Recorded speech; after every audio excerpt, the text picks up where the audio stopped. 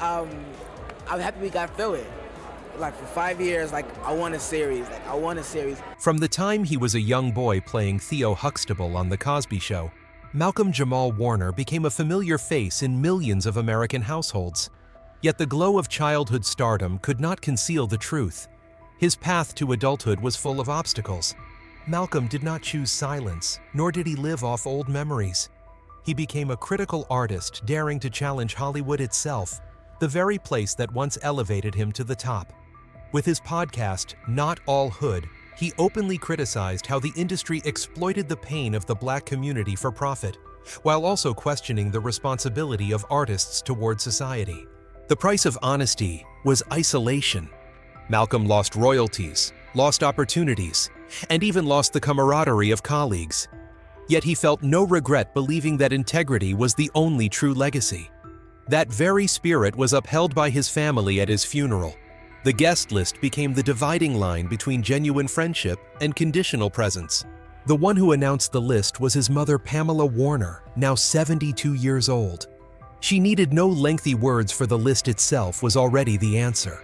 So which 10 names were crossed out from the funeral? And what stories of betrayal, silence, or abandonment did each of them carry? Tyler Perry, the Hollywood mogul, who stayed silent when it mattered.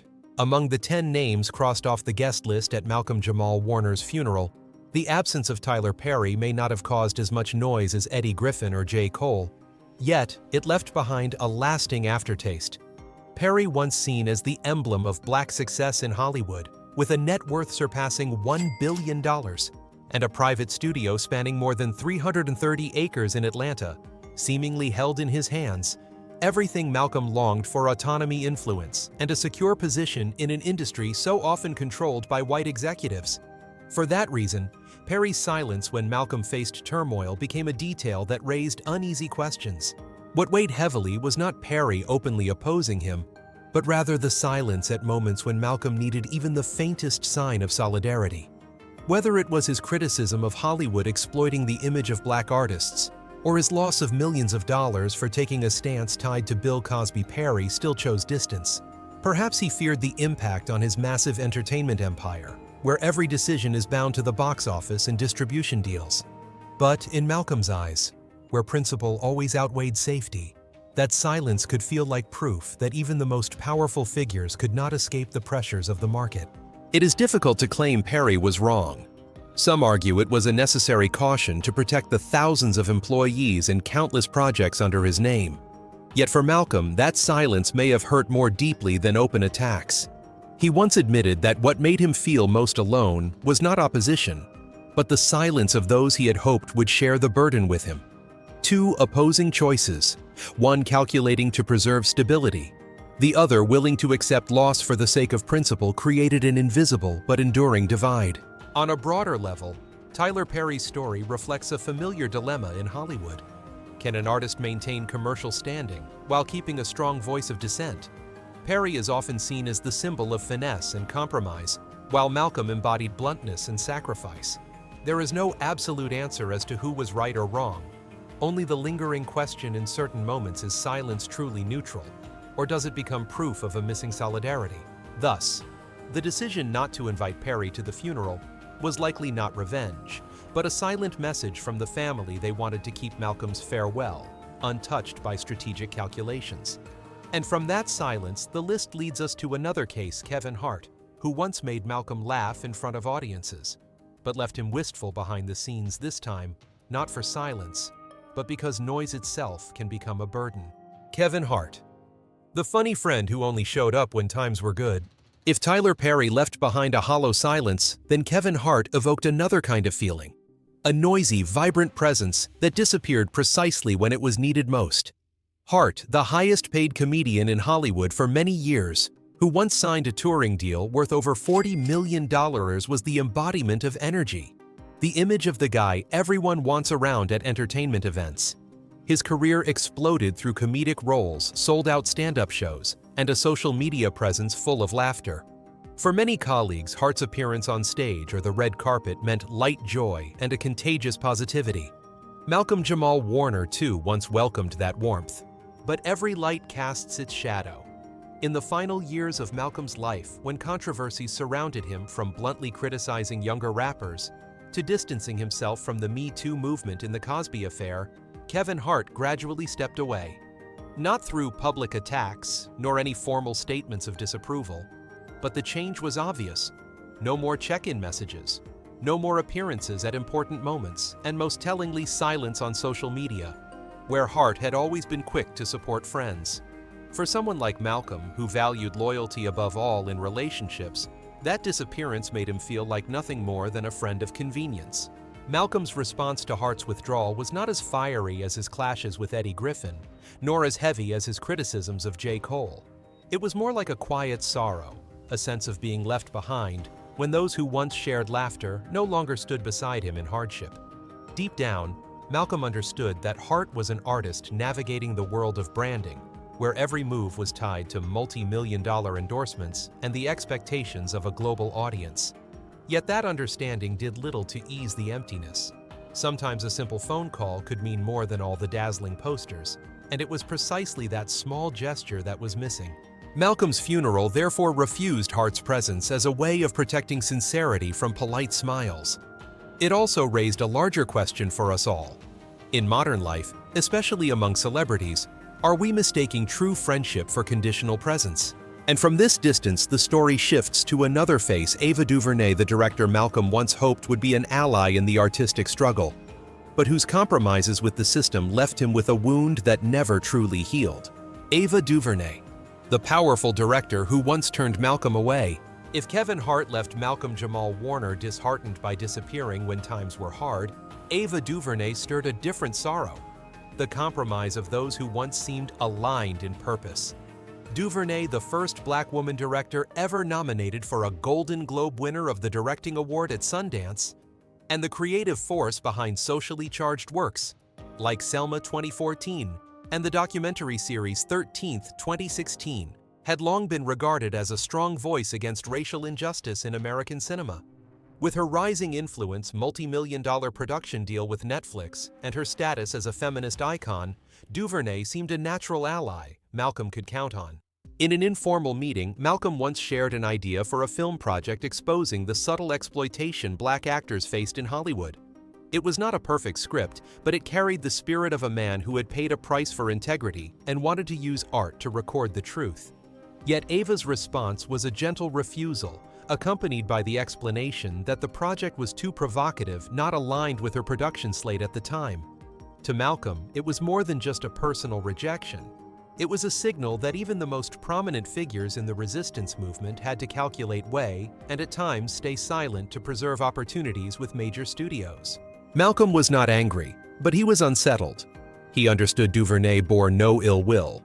She was simply choosing a different path, one where a $100 million Disney-backed film like A Wrinkle in Time demanded corporate support rather than a smaller, sharper script that risked controversy. In Malcolm's eyes, Ava had achieved what he could not, keeping a social voice while still being upheld by the system. And yet, it was precisely that safe middle ground that deepened his loneliness. Part of him wondered, could art truly change anything if it always had to negotiate with the marketplace? On the other hand, perhaps Ava DuVernay simply recognized that Malcolm, with his uncompromising nature and controversial past, was no longer the kind of name that could safeguard her ties with powerful studios. Some argued she chose wisely to expand her influence, that sometimes to achieve more good, an artist must sacrifice a few collaborations. But from Malcolm's perspective, it was still a reminder that the solidarity among Black artists he had always believed in did not always exist beyond slogans. His funeral therefore left no space for Ava DuVernay, not because she had directly harmed him, but because her absence symbolized a rift in ideals. It was not hatred, but more like a broken hyphen, where those who seemed destined to walk alongside him chose another path instead. And the question lingers, can one blame someone for protecting their standing in order to keep telling important stories, even if the price is a friendship? From Ava's story, we see more clearly the inner struggle that haunted Malcolm: truth or compromise, which is the path through which art can truly be heard. And it was that very conflict that brought him face to face with another situation, not born of silence or rejection, but of generational distance. This was his story with Issa Rae, a rising young talent who chose to steer clear of Malcolm when the controversies grew too heavy. Issa Rae, a black feminist icon who turned away when Malcolm needed her. Rae, the creator. Behind the series, Insecure, 2016 to 2021, which earned 11 Emmy nominations and made her one of Hollywood's brightest rising stars, was often praised as a symbol of black feminism. She built her brand on relatable stories, complex characters, and a candid voice on diversity in the entertainment industry. For that reason, Malcolm once saw Rae as proof that the next generation could do better, speak louder, and avoid repeating the cycle of compromise. In the early years when Malcolm's podcast Not All Hood began drawing attention, he often mentioned Rae with admiration. On one occasion, he even suggested inviting her to a dialogue about Hollywood's exploitation of black images for profit, encouraging her to become one of the stronger voices in the debate. Yet that invitation never received a reply. Instead, there was silence. A silence Malcolm gradually realized came not only from a busy schedule, but from a deliberate choice. Rae did not want to be drawn into controversies that could jeopardize the lucrative deals she had just signed with HBO and Warner Media. For Malcolm, that silence left a scar. He did not blame Rae for protecting her career, but he felt abandoned at the very moment he believed solidarity among black artists mattered most. In a private recording, he once shared, "What disappoints me is not the critics, but when those with a voice choose silence. If the next generation also stays silent, then where have we really gone?" It was not harsh reproach, but the sigh of a man who had placed hope in fresh faces. From Rae's perspective, her silence may have stemmed from caution. Securing a foothold in Hollywood was never easy, and perhaps she believed that keeping her distance from a controversial figure like Malcolm was the best way to preserve her ability to keep telling her own stories. Some even argued Rae was pragmatic but wise. In an industry full of pitfalls, knowing when to speak and when to remain silent is a survival strategy. Yet it was precisely this outlook that created an irreparable distance with Malcolm, who always believed an artist was not just a storyteller, but a bearer of responsibility to the community.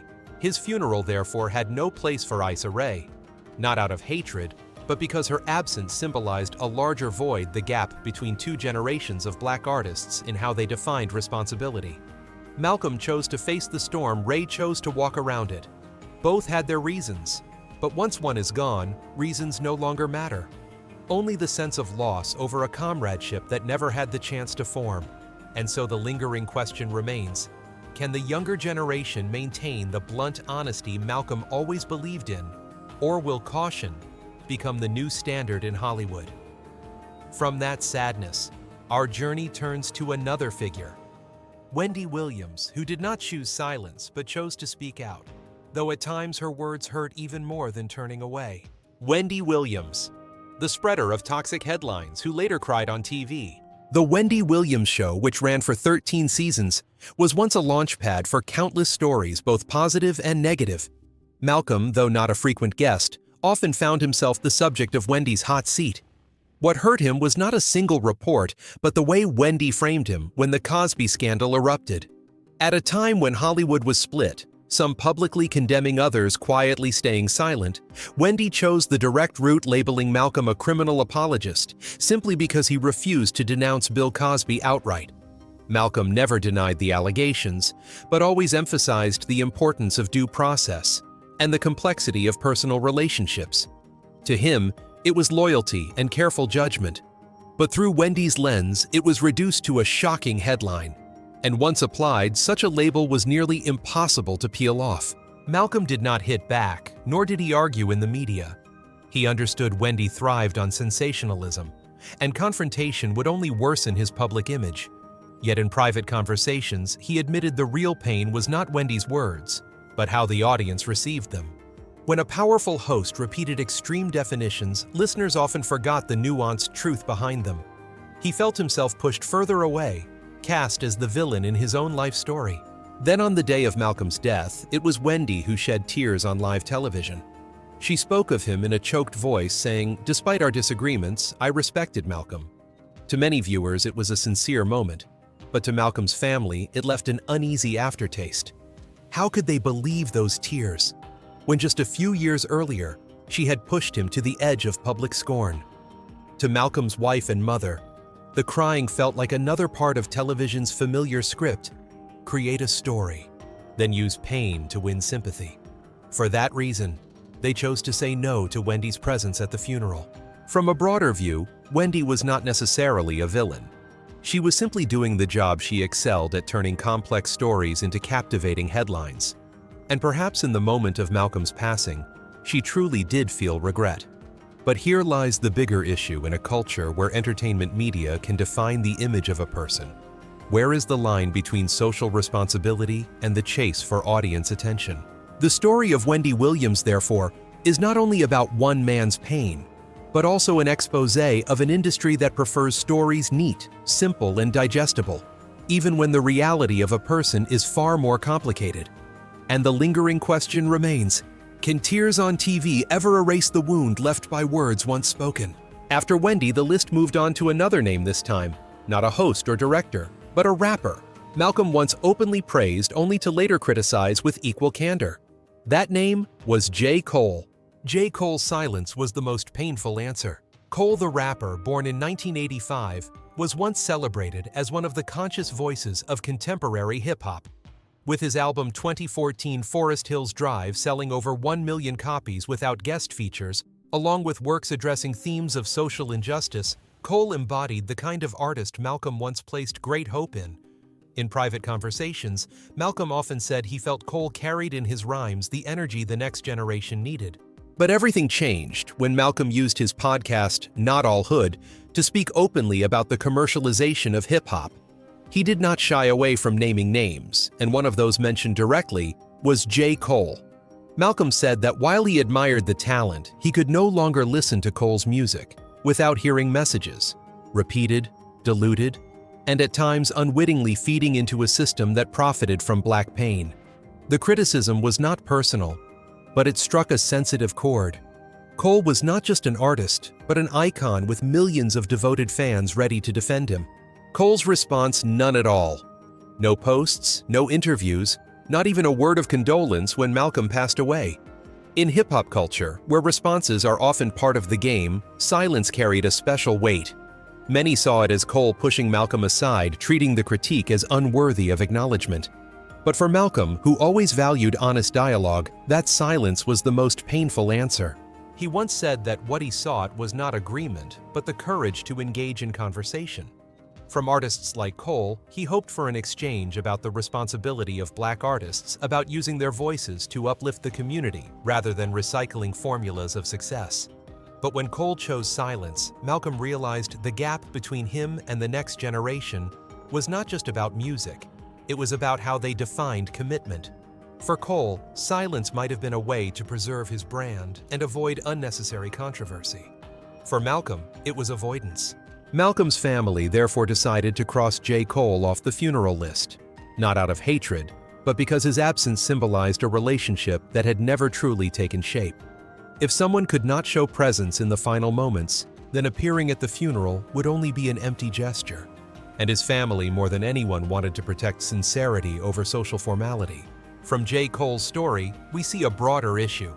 Are young artists today caught between two pressures, wanting to stay true to their art while also preserving their image to survive in a brutal industry? There is no single answer, but Cole's silence turned him into a symbol of the generational divide in hip-hop, where dialogue is sometimes replaced by empty space. And after J. Cole, the list takes us back to an older, more turbulent relationship. Eddie Griffin, the fellow performer who once shared the spotlight with Malcolm, but also left him with financial and emotional wounds that never fully healed. Eddie Griffin, a co-star, but also the first to cost Malcolm millions. In the 1990s, after The Cosby Show ended, Malcolm struggled to break free from the image of little Theo Huxtable and reinvent himself as a mature artist.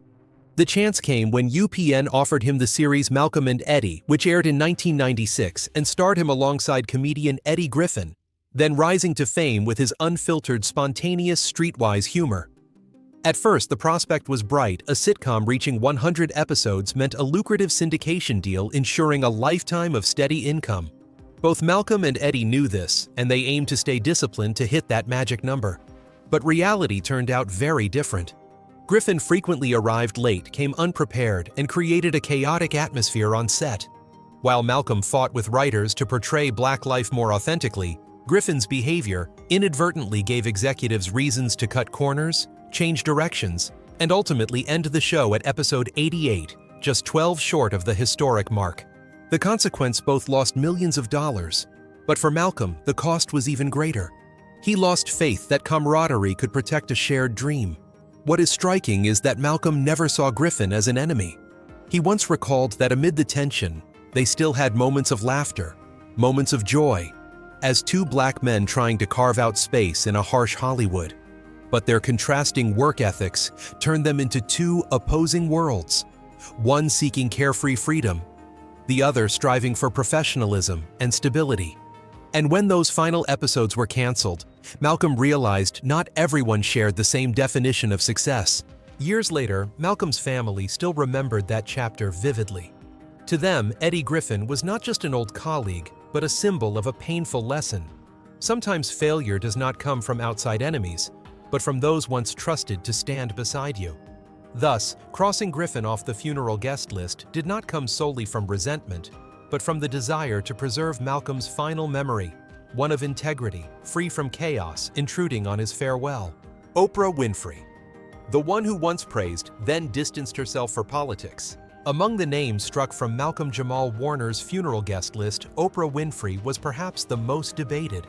With a fortune exceeding $2.8 billion, a media empire, and influence far beyond the screen, Oprah had long embodied the model of soft power. Her praise could turn a book into a bestseller, a story into a movement. For that reason, Malcolm's relationship with Oprah was once seen as a glimmer of hope, that a child star from The Cosby Show might find his footing with the support of one of the most powerful women on earth. In the years following Cosby, Malcolm appeared on Oprah's show, where she introduced him as an example of an artist fighting not to be trapped in an old image. He was grateful for that endorsement, as it gave him exposure to millions of viewers, a much-needed boost for a career struggling to redefine itself. But everything changed when the Bill Cosby scandal erupted. While most of Hollywood severed ties, Malcolm took a more complicated stance, not defending, but not condemning either. He emphasized the complexity of personal relationships and the importance of due process. That was when Oprah stepped back. She did not publicly criticize Malcolm, but she maintained a silence and a clear distance. With the Me Too movement at its peak, Oprah chose the safe ground, condemning abuse forcefully, while steering clear of anyone who might tarnish her brand. Malcolm understood her choice. Yet deep down, he felt abandoned. He once said, "What hurts is not the ones who opposed me, but when those who once held my hand on stage walk away without a word." From a broader perspective, Oprah's actions were not solely for herself, but for the hundreds of projects and thousands of employees behind her. She was a businesswoman, a global icon, and every decision was a political calculation. But to Malcolm, it became proof of a Hollywood where branding outweighed humanity, and personal loyalty dissolved into strategic positioning. When Malcolm's family released the funeral guest list, Oprah's name was not included, not out of hatred, but because her absence reflected a rift too deep to mend. For his mother, the decision was a way of protecting memory. She did not want public tears or polished eulogies turning her son's death into part of someone else's brand politics narrative. And from that distance, the story opened to a deeper layer of Hollywood's power dynamics. For if even Oprah, the most powerful woman in American media, chose to step back then, with UPN executives, the very people who held Malcolm's career in their hands, the betrayal would prove even harsher. The UPN executives. Those who profited from Malcolm then cast him aside. In the mid-1990s, when Malcolm was still struggling to find his footing after The Cosby Show, UPN offered him a major opportunity, the sitcom Malcolm and Eddie. It was a turning point that both he and his family believed would provide lasting financial and artistic stability. A sitcom that reached 100 episodes meant a syndication deal worth millions of dollars, ensuring a lifetime of steady income. The UPN executives, when signing him, made little effort to hide their expectations. Malcolm would be the safe face, a grown-up child star, easy to manage, and grateful for the chance to return. But what they got was a different Malcolm. On set, he insisted on scripts that authentically reflected Black life, fought to keep Karen Molina White his co-star, then threatened with replacement by a white actress, and demanded more black cameramen and writers in the team. To the UPN executives, this was difficult, a direct challenge to their authority on the stage they believed they controlled. They compared Malcolm with Eddie Griffin, chaotic, unpredictable, but easier to indulge, and realized they preferred the latter. The result, Malcolm and Eddie, was cut off at 88 episodes, just 12 shy of the syndication mark, costing Malcolm millions of dollars. The wound was not only financial. It was the sense of being used. Executives who once shook his hand with smiles, who had called him the golden face of their new network, now turned their backs simply because he refused to stay silent. When the Cosby scandal erupted, they swiftly pulled The Cosby Show from reruns, which meant Malcolm lost millions more in royalties he had counted on for old age. For his family, looking back, it became clear that these very executives had determined his future not with fairness, but with profit sheets. From a broader view, the executives' actions followed the logic of the industry. They wanted consumable products, manageable artists, and anyone who didn't fit was replaced. But for Malcolm, it only confirmed his belief that Hollywood was built on exploitation, where a black artist could be celebrated one day and erased the next. That is why on the funeral guest list, his family stood firm. Not a single representative from UPN or any network that had profited from Malcolm would be allowed to attend. The funeral was not a place for those who once treated him as an investment and abandoned him when he no longer turned a profit. And from there, the list closed with the most controversial group, not an individual, but a collection of artists, those who had openly or quietly supported Donald Trump. For Malcolm, that was the final betrayal. The celebrities who supported Trump. The final betrayal. In many public conversations, especially on his podcast, Not All Hood in 2024, Malcolm spoke candidly. Supporting Trump meant supporting an ideology he believed fostered prejudice, encouraged division, and disregarded the black community. He did not speak with explosive anger, but with a deep disappointment. When you stand with someone who openly spreads bigotry, you have chosen to walk away from us. To him, this was not an ordinary political statement, but a moral boundary. What hurt him most was that some black artists, people he once respected or collaborated with, chose to stand with Trump, or at the very least avoided speaking out to preserve relationships. For Malcolm, such silence was no different from complicity. He once told friends that these choices made him feel isolated within his own community. It's not that we can't disagree, but when that disagreement touches dignity, I cannot pretend it is harmless. His response was never personal attack, but his clarity was unmistakable. Malcolm understood that the entertainment industry often encouraged stars to remain neutral in order to maintain their public image. But he believed neutrality in this context was just another form of silence.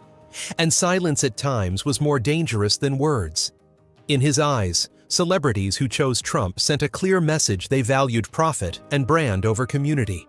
And to him, that was betrayal. When his family finalized the funeral guest list, Pamela Warner, his 72-year-old mother, was firm. If they chose him over the values my son lived for, then they have no place at this funeral. It was not a decision born of anger, but one meant to protect his legacy.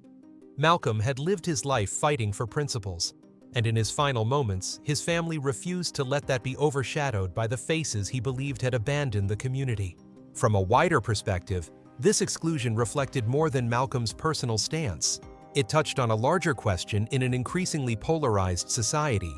Can an artist truly separate politics from identity? Is supporting a politician merely a personal choice? Or does it inevitably reveal deeper values and convictions? Malcolm Jamal Warner's funeral was not only a farewell to an artist, but also his final declaration of integrity. The 10 names struck from the guest list were not an act of revenge, but a statement that his life had been lived by principle, and his passing would be protected by that same principle. If you believe stories like this deserve to be told to remind us of the cost of silence, of betrayal, and of loyalty, then subscribe to the channel, share the video, and help ensure that honest memories are never obscured.